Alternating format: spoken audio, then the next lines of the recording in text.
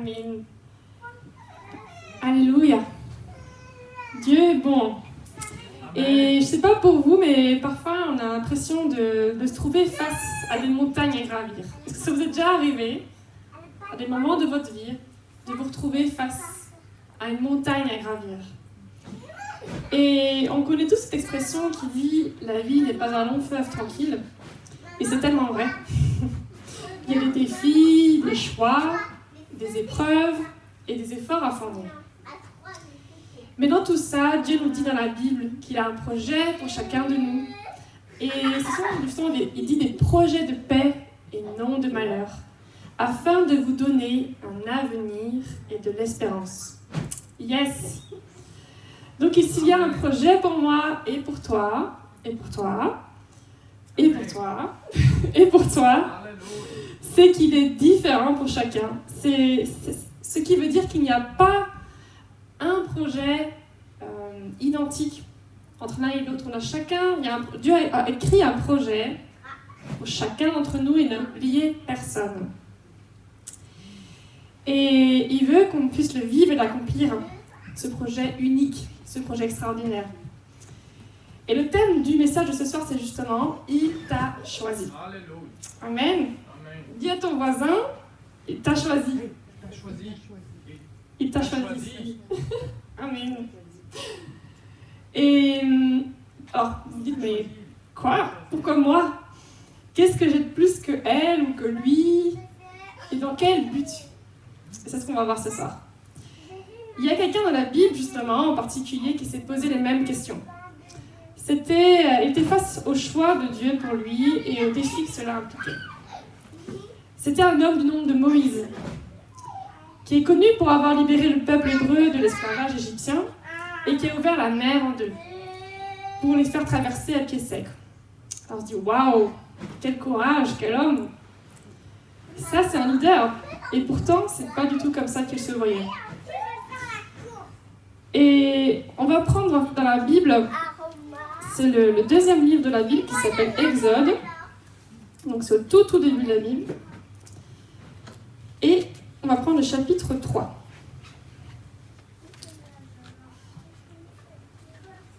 Alors, je vous rappelle un peu le contexte, parce que je pense qu'il y en a beaucoup qui ne connaissent pas forcément cette histoire.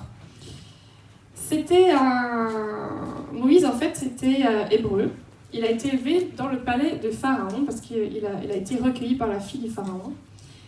Et Pharaon, il soumettait le peuple hébreu à un lourd esclavage. C'est lui qui faisait construire avec le peuple hébreu des grandes constructions, le palais, etc. Et Moïse ne supportait plus cette injustice. Il a tué un Égyptien qui maltraitait un Hébreu et il s'est enfui dans le désert. Et à un puits, il défend des jeunes filles qui se faisaient agresser par des bergers qui les chassaient. Et il a pris leur défense. Et donc il a été invité dans la famille de ses filles et il a épousé l'une des filles, Séphora, et il est devenu berger. Donc il a vraiment changé de contexte, il est passé du palais du Pharaon à berger dans le désert. Et alors qu'il était sur une montagne avec son troupeau, Dieu se révèle à lui et lui dit, donc c'est à partir du verset 7, « J'ai vu la souffrance de mon peuple qui est en Égypte. » Et au verset 10, « Maintenant, vas-y, je t'enverrai vers le Pharaon, et tu feras sortir d'Égypte mon peuple, les Israélites. » Et Moïse dit à Dieu, « Qui suis-je, moi, pour aller trouver le Pharaon et pour faire sortir les Israélites d'Égypte ?» Dieu dit, « Je serai avec toi. » C'est pas vraiment la réponse qu'il espérait. Il dit, « Je serai avec toi. » Et il lui dit tout ce qu'il devra dire et faire pour que les Israélites et le Pharaon reconnaissent que c'est l'Éternel qui l'envoie.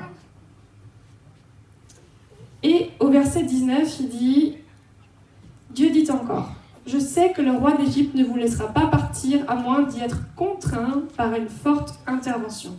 Donc j'interviendrai et je frapperai l'Égypte par toutes sortes de prodiges que j'accomplirai au milieu d'elle. Après cela, il vous laissera partir. Je gagnerai même la faveur des Égyptiens à ce peuple. Et quand vous partirez, vous ne partirez pas les mains vides. » Alléluia. Chaque femme demanderait à sa voisine et à celle qui séjourne chez elle, « des vases d'argent, des vases d'or et des vêtements. Donc c'est pas n'importe quoi. Hein. Vous les ferez porter par vos fils et vos filles et vous dépouillerez les Égyptiens. Moïse répondit, ils ne me croiront pas. Donc ça c'est après la suite, c'est au chapitre 4, verset 1. Mais ils ne me croiront pas et ne m'écouteront pas. Au contraire, ils diront, l'Éternel ne t'est pas apparu. Alors Dieu lui montre quel prodige il pourra accomplir avec ce qu'il a. Son bâton, qui se transforme en serpent, sa main qui devient lépreuse et guérie, et l'eau transformée en sang. Donc là, vraiment, il lui dit, mais c'est pas la question de ce que toi tu es capable. C'est moi qui vais te rendre capable, et je vais te donner tout ce qu'il faut pour que le peuple te croie et te suive, que tu puisses accomplir la mission que je te donne aujourd'hui.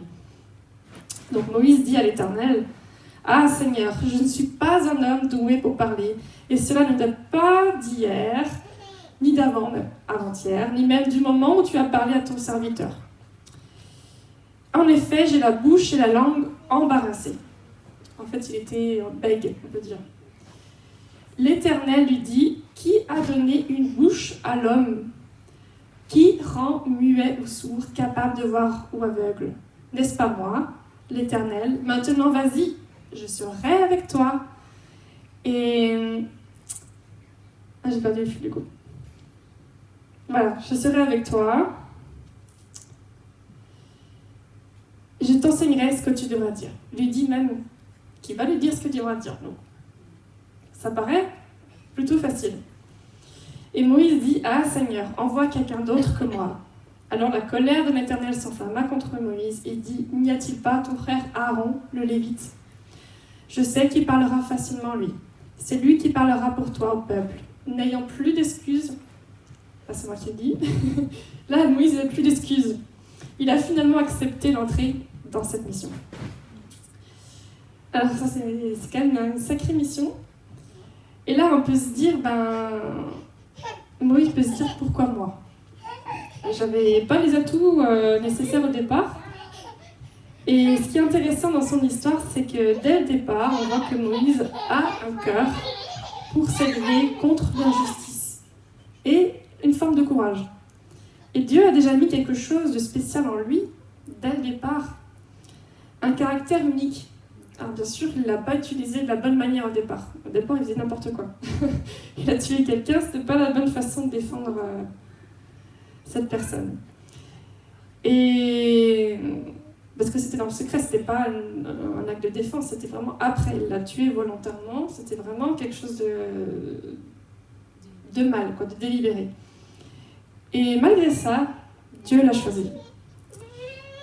Et la Bible nous dit que, en Jérémie 1, verset 5, il dit « Avant de te former dans le ventre de ta mère, je te connaissais. Et avant que tu naisses, je t'avais consacré, je t'avais désigné prophète pour les nations. » Le prophète, c'est-à-dire celui qui parle de la part de Dieu aux gens. Et c'est vrai que notre corps n'est qu'une enveloppe pour notre âme et notre esprit. Dieu ne nous a pas façonnés d'abord en tant qu'une personne physique. Il nous a d'abord façonné notre âme, notre personne. Et il nous a placés dans un corps à travers un père et une mère, dans un lieu géographique. Mais il a d'abord rêvé de notre personne, de qui on est.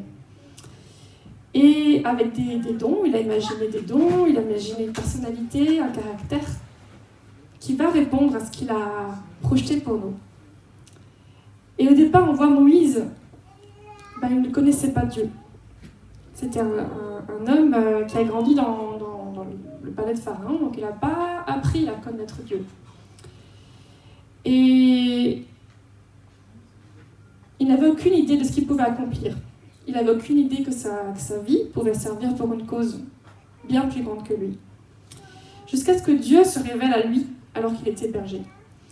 Et si vous êtes là aujourd'hui, ou que vous nous suivez en ligne, c'est que Dieu s'est déjà révélé quelque part à vous, ou qu'il est en train de se révéler à vous maintenant. Et il te dit qu'il t'a choisi. Répète encore à ton voisin, il t'a choisi. Amen. Sans connaître celui qui a tout créé et qui nous a désirés bien avant nos parents, on peut saisir notre identité et le sens de notre vie. Et ce qui nous conduit à nous perdre ou commettre des fautes, comme l'a fait Moïse au départ. Et face aux questions de Moïse, pourquoi moi, Dieu ne lui parle pas de ses capacités, de ses dons, de son courage, de son cœur, justement, face à l'injustice. Non, il ne lui parle pas de tout ça. Il lui dit juste, je suis là, je t'ai choisi, je serai avec toi. Donc en fait, finalement, ça ne dépend pas de nous, de nos capacités, de qui on est. Simplement, il dit, mais c'est moi qui vais faire, en fait. J'ai juste besoin que tu me suives, que tu fasses ce que je dis. En plus, Dieu lui dit, mais je vais te dire ce qu'il faudra te dire. Je te montrerai ce qu'il faut faire. Tu as juste à suivre. Et Dieu ne regarde à aucun moment à son passé, en fait. Il ne regarde pas, justement, à toutes les erreurs qu'il a commises. Et il n'a pas dit, non, tu es disqualifié. Non, au contraire. Il dit, je te qualifie. Je vais te qualifier. Encore plus. Et Moïse doute encore. Et face à cette difficulté pour parler, qui était une vraie difficulté, visiblement, qui paraissait insurmontable. Parce que c'est physique, c'est là, c'est un handicap, je ne peux pas dépasser ça par moi-même. Et il n'imaginait pas encore ce que Dieu était capable de faire. Et là, Dieu, il lui dit, mais je vais pouvoir, si tu ne crois pas que je vais pouvoir par ta langue, je vais t'envoyer quelqu'un qui va parler pour toi. Et là, je me dis, waouh, quelle persévérance de la part de Dieu, parce que Dieu pourrait dire, bon, tant pis, c'est pas grave, je peux choisir quelqu'un d'autre. Hein. Mais non, il dit, non, jusqu'au bout. Non, c'est toi que j'ai choisi. Et je vais pas te lâcher. Amen. Je t'ai choisi. Yeah. Amen. Donc Dieu ne regarde pas à ce que nous sommes aujourd'hui, avec nos échecs, nos fautes, nos difficultés ou nos doutes. Il nous a vraiment choisis. Et dans sa grâce, c'est lui qui nous rend dignes d'accomplir son projet. Et il nous fait la promesse que si nous marchons dans ses pas, il nous devancera et pourvoira à tout ce dont on aura besoin. Mais là, il y a quand même un choix. C'est que Dieu, il ne nous a pas créés en tant que robots, comme clones, non. Il nous a laissé le libre arbitre, le choix dès la Genèse. Il nous a donné le choix de le suivre ou pas, d'entrer dans son projet ou non. Et il y a un verset dans Deutéronome, donc ça c'est pas très loin avant, au chapitre 30. C'est dans une partie justement où Dieu donne des paroles à Moïse, justement par la bouche de Moïse, au peuple. Donc c'est verset 19. Il dit « J'ai mis devant toi la vie et la mort, la bénédiction et la malédiction. Choisis la vie afin de vivre toi et ta descendance. En aimant l'Éternel ton Dieu, en lui obéissant et en t'attachant à lui, oui, c'est de lui que dépendra ta vie et sa durée. Et c'est ainsi que tu pourras rester dans le pays que l'Éternel a juré de donner à tes ancêtres Abraham, Isaac et Jacob. » Dans sa bienveillance, Dieu nous avertit des conséquences de nos choix. Il me dit, voilà, tu as le choix, mais fais attention. Il y a un choix qui va porter du bon fruit et un autre qui va porter un mauvais fruit. Puis il y a aussi, bien sûr, d'autres choix, parfois qui sont, on peut dire quelque part intermédiaires, c'est-à-dire que Dieu nous fait grâce que même si on reste dépendant de lui, mais qu'on n'entre pas dans ce grand projet pour nous, qu'il a pour nous, il nous aime quand même, il nous fait grâce. Mais il nous dit, attention, quand tu choisis, réfléchis à ce que ça va porter comme fruit. Et c'est vrai que l'ennemi de nos âmes cherche par tout moyen à nous faire chuter, pour nous gagner à lui de diverses manières. Et il ne veut pas qu'on entre dans ce projet, parce que dès le départ, il sait que ce projet-là, il va nous donner des victoires. Il va nous faire avancer. Il va faire avancer le royaume de Dieu. Et cet ennemi-là, pour lui, c'est une perte. C'est des défaites. Quand nous, on avance, lui, il perd. il recule. Et alors il va utiliser plein de choses, la séduction matérielle, charnelle, la peur, la culpabilité, l'aveuglement, toutes sortes de choses. Et nous-mêmes, avant de nous engager dans le projet et l'appel de Dieu, nous nous étions laissés séduire par les biens matériels, la course professionnelle, le rythme que la société nous impose, tout ce qu'on peut rêver d'avoir. Et sans s'en rendre compte, on a glissé petit à petit en dehors de ce projet de Dieu. On avait pourtant bien commencé, mais petit à petit, sans s'en rendre compte, on s'est éloigné. Et au final, on s'est rendu compte, mince, mais en fait là on est loin.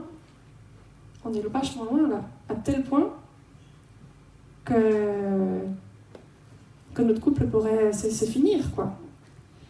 Et à ce moment-là, on a été vraiment saisis de repentance. On a regretté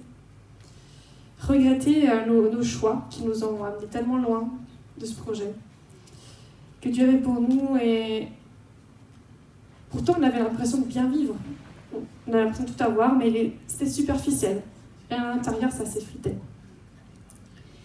Et on était saisis de honte, de culpabilité, d'insatisfaction, de désespoir. Mais là, Dieu a mis sa grâce.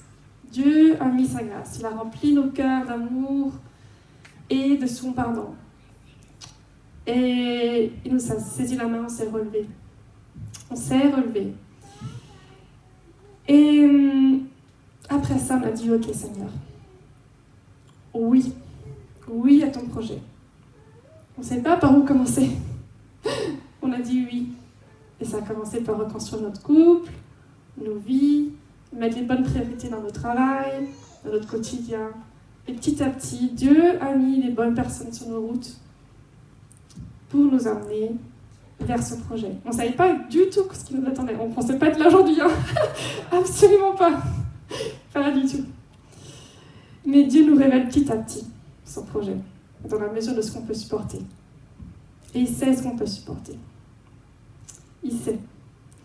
Donc il ne va jamais nous donner des choses plus grandes que ce qu'on pourrait supporter. Et c'est là qu'on a découvert une espérance qui résiste à toute épreuve. Et après, il y a eu une épreuve dans mon corps, la maladie. Mais là, on avait cette espérance, on avait ce but, cette destinée. On savait qu'il y avait un projet.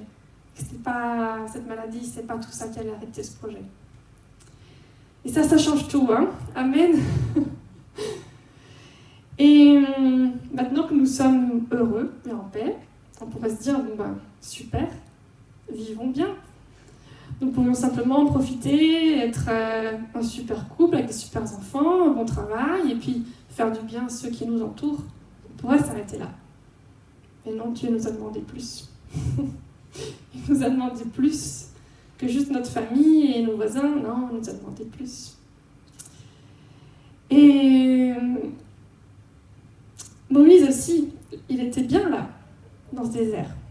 Il était bien, il avait sa famille, il avait des enfants, il avait ses moutons, tranquille. Il était seul face à lui-même dans la montagne. Quand il souhaitait, il était tranquille. Mais Dieu lui a demandé de tout quitter. De quitter cette paix, de quitter ce confort.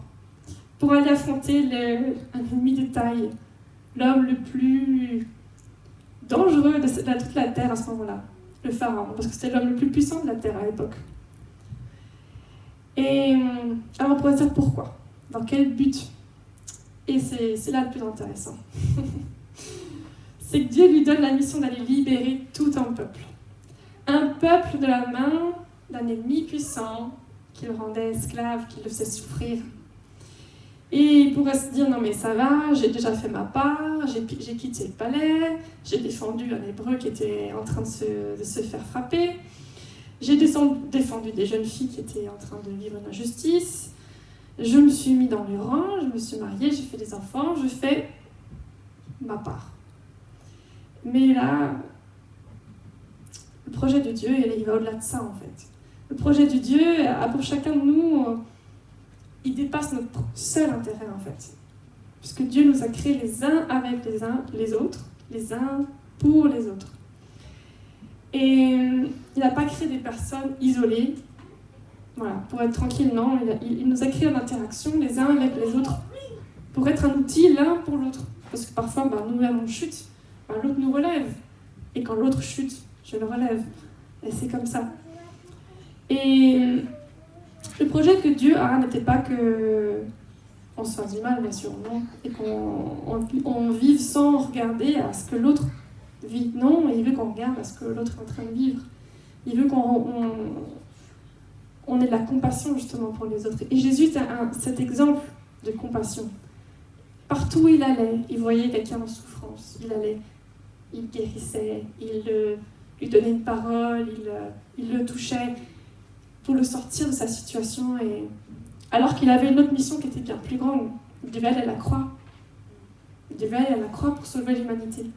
Mais en chemin, il n'a pas hésité à aller sauver des gens qui étaient en souffrance. Et souvent, c'est finalement notre orgueil, notre égoïsme, notre autonomie de Dieu qui nous conduit vers des conséquences désastreuses, qui nous conduit à ne pas regarder ce que vit l'autre et finalement à trébucher. Et en France particulièrement, on pense que le travail, les aides sociales, l'assurance maladie, nos valeurs, tout ce qu'on a, ça suffit finalement pour que les gens vivent bien. Mais non, Dieu dit non, ça ne suffit pas. On doit aller toucher le cœur des gens. On doit aller s'intéresser aux gens, ce qu'ils sont en train de vivre. Et la justice de Dieu n'est pas du tout la même que la nôtre. Il ne dit pas, non, fais ce qui est juste pour toi et ta famille et c'est suffisant. Non, il dit non, c'est pas non plus par tes œuvres, parce qu'il y en a qui courent après justement à faire le bien à tout prix pour se déculpabiliser ou pour se sentir digne finalement du salut. Mais non, Dieu dit non, c'est pas parce que tu fais, non, ou ce que tu ne fais pas, non, c'est que par grâce. Et en Romains, chapitre 5, verset 12, il dit « C'est pourquoi de même que par un seul homme, le péché est entré dans le monde, et par le péché, la mort. De même, la mort a atteint tous les hommes, parce que tous ont péché. » Et souvent, on se dit « Non, mais ça va, ils ont tout ce qu'il faut, ils sont bien, ils vivent bien. Je ne vais pas les embêter avec Jésus, ils sont bien. » Non, mais en fait, on ne se rend pas compte que derrière cette façade, il y a la mort. Il y a la mort qui les guette. Et on a une mission, une responsabilité qui est venue de leur annoncer cet amour, cette grâce que Dieu nous donne et cette opportunité que Dieu nous donne de simplement nous réconcilier avec lui et de passer de cette destination de mort à cette destination de vie éternelle. Et Éphésiens 2, chapitre 2, donc verset 9, il dit « Ce n'est point par les œuvres, afin que personne ne se glorifie. » Et encore dans Romains, il dit « Ainsi donc, déclarés justes sur la base de la foi, nous avons la paix avec Dieu par l'intermédiaire de notre Seigneur Jésus-Christ. Et c'est aussi par son intermédiaire que nous avons accès par la foi à cette grâce, dans laquelle nous tenons ferme et nous plaçons notre fierté dans l'espérance de prendre part à la gloire de Dieu. » Alors, qu'est-ce qui nous rend fiers aujourd'hui ? D'avoir une bonne situation, d'avoir des beaux enfants, d'avoir un bon mari ou quoi que ce soit ? Non. C'est pas ça qui doit nous rendre absolument fiers. Bien sûr, on doit être fiers de ce qu'on a et de ce qu'on est. Mais ce qui doit nous rendre fiers avant tout, c'est que Jésus vit en nous et qu'il nous a choisis. Amen, il t'a choisi. On doit être fiers de ça. On doit être fiers de ça. Et briller simplement, resplendir de cette fierté d'avoir Jésus-Christ dans nos vies et de le transmettre. Et pour ceux qui n'ont pas encore accepté Jésus, c'est le moment. C'est le moment. Il n'y a pas de plus tard, il n'y a pas de demain. Non, c'est maintenant, c'est dire simplement oui. oui, Jésus, j'accepte que tu es mort pour moi, que tu as payé pour mes fautes, et que par toi, je peux simplement accéder à la vie éternelle, que par toi, je peux simplement entrer dans une vie nouvelle, un projet nouveau. Et vraiment, je vous invite là où vous êtes à me dire oui, oui Jésus, je t'ouvre mon cœur. Visite mon âme, j'ai besoin de toi, j'ai soif de toi. Viens guider ma vie, je veux entrer dans ce projet pour lequel tu m'as choisi. Et pour ceux qui sont là, qui ont déjà accepté Jésus, ou qui sont en ligne encore, il attend de nous qu'on dise simplement oui. Oui, j'accepte cette mission. J'accepte la mission. J'accepte ce projet qui me dépasse, mais qui est tellement bon. Et il en a juste attend de nous qu'on dise « Me voici, je suis là. Utilise-moi pour faire ce que tu veux, de bon, pour sur cette terre, pour ceux qui m'entourent, partout où tu me placeras, partout où tu m'enverras. Et merci de m'avoir choisi. Amen. Amen. Et je vais encore vous laisser ce dernier verset avant de conclure. En Jean 15, versets 16 et 17. Ce n'est pas vous qui m'avez choisi. Non, c'est moi qui vous ai choisi. Je vous ai donné mission d'aller, de porter du fruit qui soit durable. Alors le Père vous accordera tout ce que vous lui demanderez en mon nom. Amen. Jésus est venu, il nous l'a dit, pour nous donner une vie en abondance.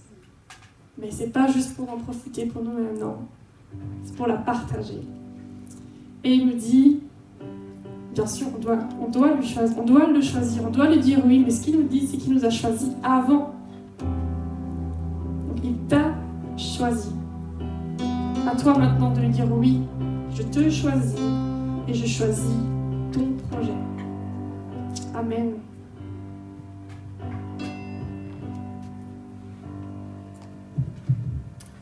C'est intéressant ce que disait Pasteur Claire parce que, en fait, on ne se rend pas bien compte de la valeur que Dieu nous donne. On ne se rend pas bien compte de l'importance et de la responsabilité qu'il nous donne. Et parfois on attend des signes énormes, on voudrait voir dans le ciel « Siméon, je t'ai choisi pour ça, je t'envoie pour ça. » Et vous savez, cette semaine, c'était difficile parce que j'ai dû faire un choix compliqué pour ma vie et pour la vie de toute ma famille. Et ce choix ne me plaisait pas. C'était pas le choix de mon cœur. Mais j'ai dû le faire pour ma famille et par obéissance pour Dieu. Et vous savez quoi ? J'ai été encouragé simplement parce que lorsque j'ai obéi par la foi, alors que ce choix nous coûte, ce choix va influer tellement sur la suite.